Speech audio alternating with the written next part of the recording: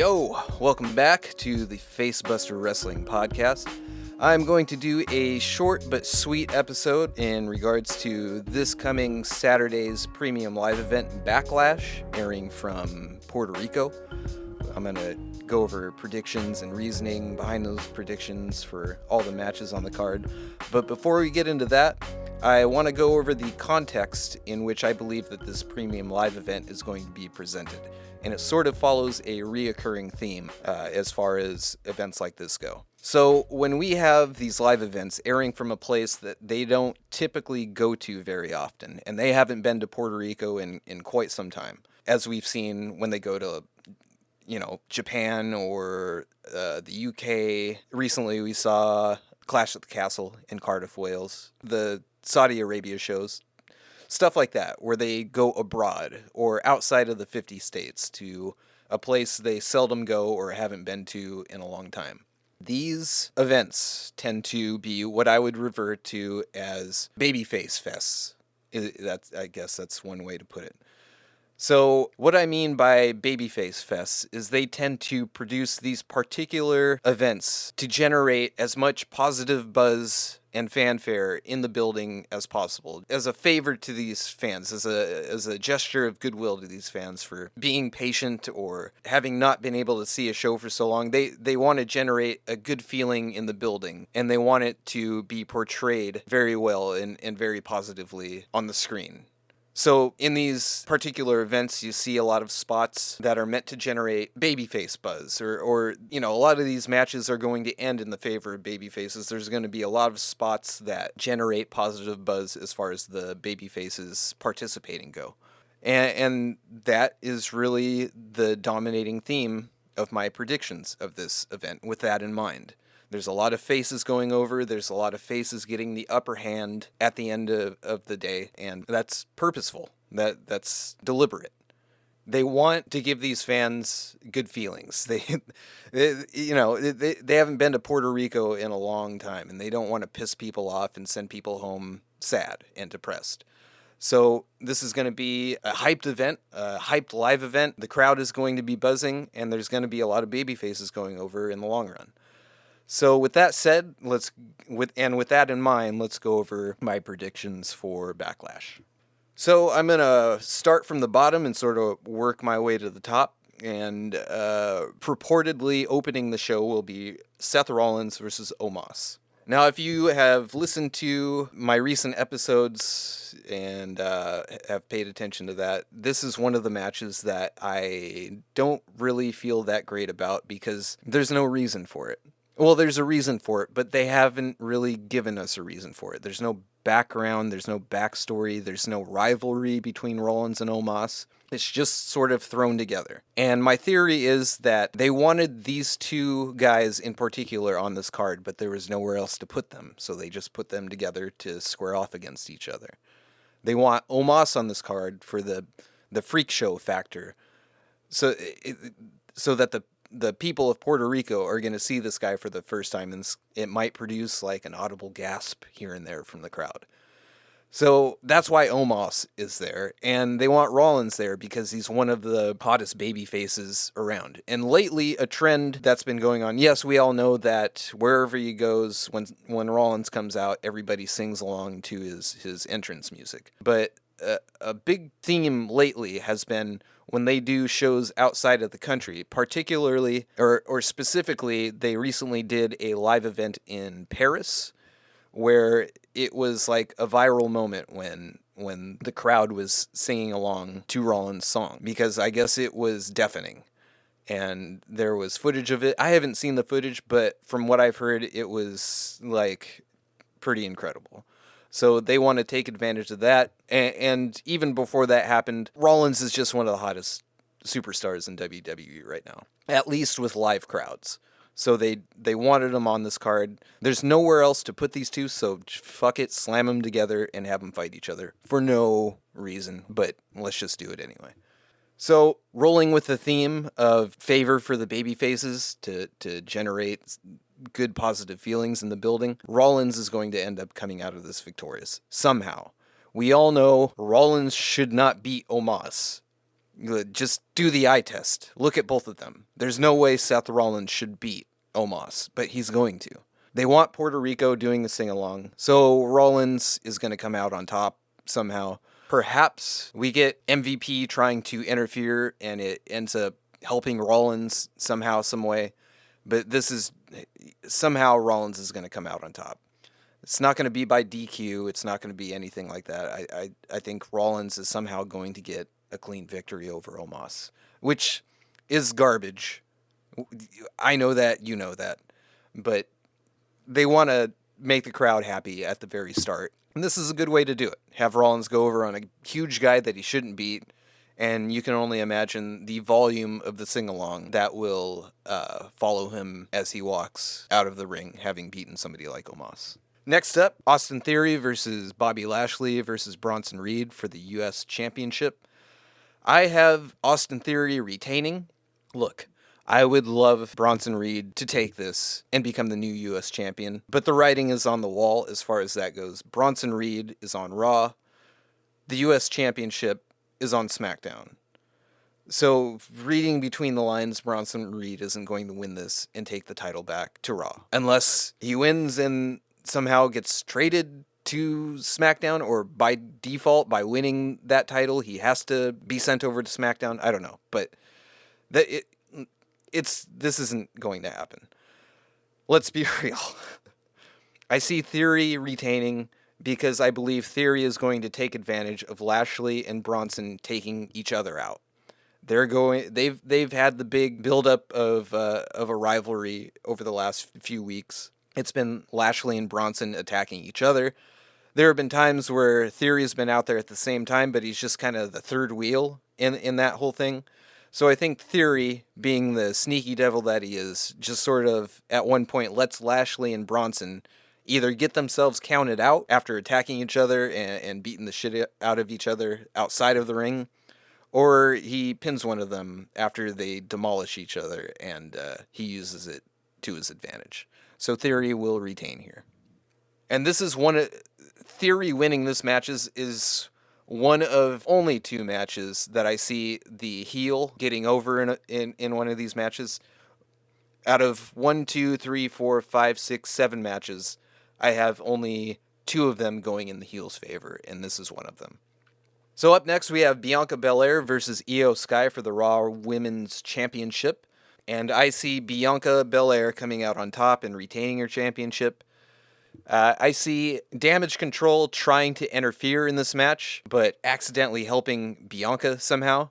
And this will feed into this dissension in Damage Control angle that we've been seeing lately, thankfully, because if you're anything like me, you want Damage Control to be done with. You want these 3 ladies to go their separate ways. Especially Io Sky, because I think Io Sky can be fucking tremendous if she was out on her own. But I see Bayley and Dakota Kai on the outside trying to help Io Sky in some way, but sort of unintentionally helping Bianca. And Bianca retains, and I think Io, in the end, confronts Bayley and Dakota Kai, and perhaps we see the split this night. I could definitely see in my mind at least Io Sky confronting them and then sort of walking out after confronting them, walking to the back by herself, sort of leaving Bayley and Dakota Kai by themselves to their confusion. But yeah, Bianca retains, and as a result, Damage Control continues to crumble. Up next, we have the 6-man tag team match between Matt Riddle, Kevin Owens, Sami Zayn versus Jimmy and Jey Uso and Solo Sikoa. And I have Riddle, Owens, and Zayn coming out on top on this one. I sort of wonder if this victory is going to be as clean as you might think it would be. Recently, we saw Kevin and Sami sort of reaching into the Usos or the Bloodline's bag of dirty tricks and pulling a fast one. They did the fake chair spot and ended up getting it was either Jimmy or Jay sent to the back, but the situation fell in the favor of Riddle, Owens, and Zayn, and it ended up working to their advantage, and they got the victory out of whatever match that was in. I forget what match it was, but it was very recently. But I wonder if that sort of happens again, if Riddle and Owens and Zayn sort of pull a fast one like the Usos would tend to do, like the Bloodline would tend to do, and use it towards their advantage as a way to win this match. Either way, whatever happens, I see Riddle, Owens, and Zayn winning this. And this victory, as a result, will give the angle of the Usos continuing to disappoint Roman more steam. And also, we've all noticed this, I'm sure. Solo has been sort of looking down on his brothers, the Usos, as of late. He's been sort of giving him the side eye a bit in the back. So I think the Usos, either Jimmy or Jay or both of them, will sort of be at fault for losing this match. And so it'll lend to the angle of Roman continuing to be pissed at the Usos for disappointing him, and Solo to continue, like, looking at him sideways a little bit. So more babyface steam coming out of this match. The faces win. Riddle, Owens, and Zayn come out on top. Next up, we have Rhea Ripley versus Zelina Vega for the SmackDown Women's Championship. And I have Rhea Ripley retaining. This was the second match. The only other match that I saw a heel going over. And look, let's be real. They're not going to... I know Vega is sort of the hometown hero in this one, and I'm sure that's one of the reasons that they gave her this opportunity, which is great. Well, not her hometown. She's from New York, I think, but she is of Puerto Rican descent. But yeah, the hometown hero is not going to go over. She's probably going to have some good spots where, you know, they make us think that she might actually win this, but Ripley just won the title, and she's got so much momentum and buzz behind her. There's no way she's losing the championship that quickly. So Rhea Ripley retains, but Vega will give it a good fight and have some feel-good spots in this match at some points. But yeah, look, come on. Let's be real. Rhea Ripley is not going to lose to Zelina Vega anytime soon. And you know, it'd be awesome to see Zelina Vega win in Puerto Rico, but that's not going to happen. I'm sorry. So next up, I kind of, you know what? I don't know if Bunny versus Priest is going to be the second to last match or the main event. It could be either, honestly. But the card that I am reading has Bunny versus Priest up next with Rhodes and Lesnar main eventing. So we'll go over Bunny versus Priest. This is a street fight, and as far as the eye test goes, you expect Damian Priest to wipe the floor with Bad Bunny. Bad Bunny, as impressive as he's been in his limited ring action to this point, it's Damian Priest. He's like two Bad Bunnies put together. But Bunny's going to get over on this somehow. Of course, it's Bad Bunny. They're in Puerto Rico. They're going to find a way to get this win to Bad Bunny. With the caveat being that this is a street fight, so there are no disqualifications. Going into Backlash, the lead up to Backlash, I thought it was strange that Rey Mysterio and the rest of the LWO, Santos and Joaquin Wilde and Cruz del Toro, they didn't have a spot in this pay-per-view. It sort of boggled my mind a little bit. But then I realized, once this match between Bunny and Priest was announced, oh, okay, so this is where they come into play. This is where they have their big spot on the show. Because somehow, some way, they were going to get on this show. Not to mention, this is how Judgment Day gets on this show as well. So, street fight, no DQ. At some point, the Judgment Day is going to try to interfere. But this is where LWO and Ray come in to intervene. So, with the street fight being no DQ, this doesn't get either competitor eliminated or disqualified. And somehow, LWO and Bad Bunny will come out on top. And Bad Bunny is going to get the win against Damian Priest. As weird as that sounds, and as much as it logically does not make sense, they're going to get this win to Bad Bunny. And the place is going to fucking explode. So there's good reason for this. They're going to do their best to make it make sense. And having the street fight caveat of no DQ in play really makes it possible. And that's what's going to happen. It's going to be probably the top feel-good moment of the show, which is why I assumed this was going to be the main event. It could still be, but yeah, this is going to be the major pop of the night, I believe, and Bad Bunny comes out on top. Last but not least is Cody Rhodes versus Brock Lesnar. Again, it could be the main event, could be second to last.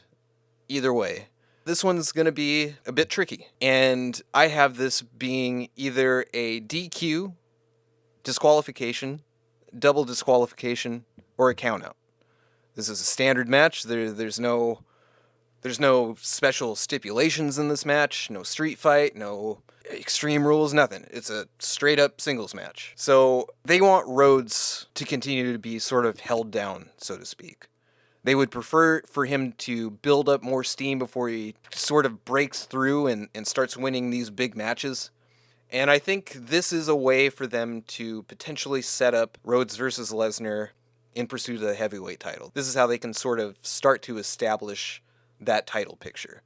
And that could very well, this matchup could very well be the finals of that tournament to decide the heavyweight championship. Rhodes versus Lesnar at Night of Champions.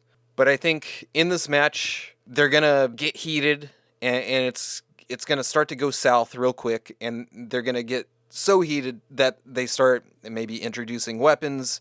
Maybe they hit each other with some chairs. Maybe they get each other counted out, fighting into the crowd or fighting outside, whatever.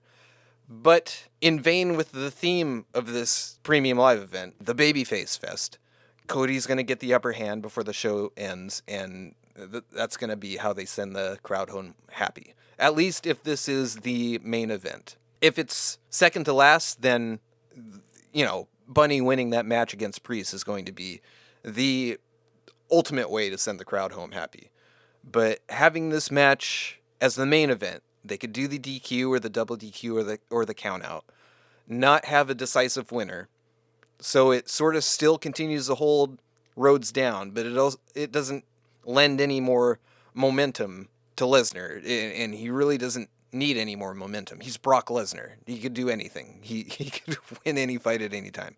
He could win any championship at any time. So this leaves some mystery in the air surrounding this matchup, which is why it would be a good setup to a potential match for the heavyweight championship. And having Cody at the very back end of this get the upper hand somehow. So he won't win, but he'll come out on top out of the brawl, right?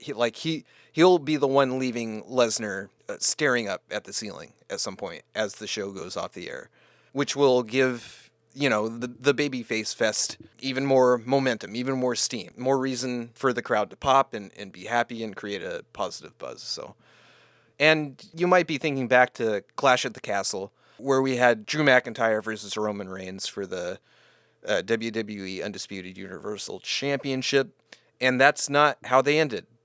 That sort of contradicts the angle I'm getting at here, where they ultimately at the end want to send the crowd home happy. Them having Drew lose that match pissed off everybody in that crowd. Everybody, for the most part, was behind Drew to win that matchup, in that crowd, at least. But Drew lost. But off air, they had Drew do that corny sing-along with Tyson Fury, which was their unfortunate attempt to generate that favorable fever pitch before everybody went home.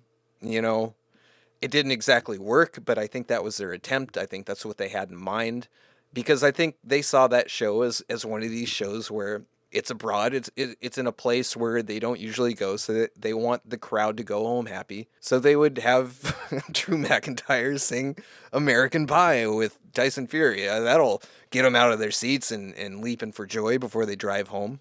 Did the exact opposite, I'm sure, but I think that's what they were getting at with that spot.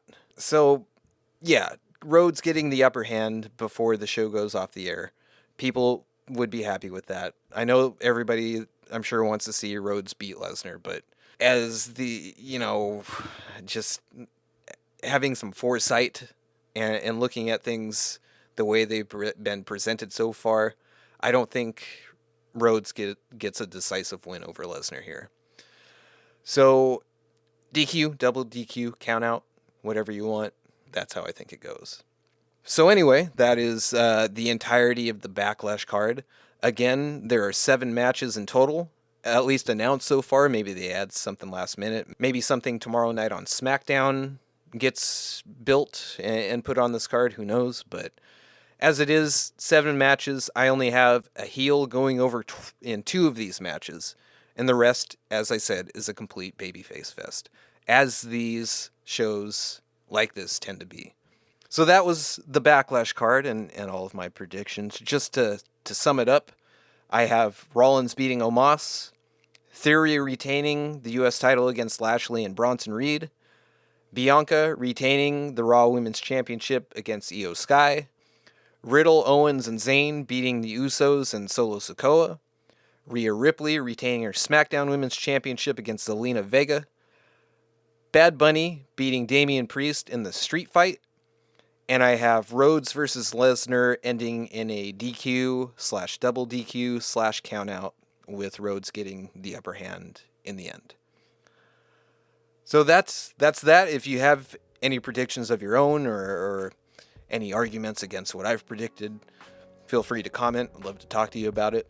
But we will return the same time next week, and we'll talk the results of Backlash as well as the most recent WWE shows, and we'll do the damn thing. So thanks again for listening. This was the Facebuster podcast, and I will see you then. Take care. Enjoy Backlash.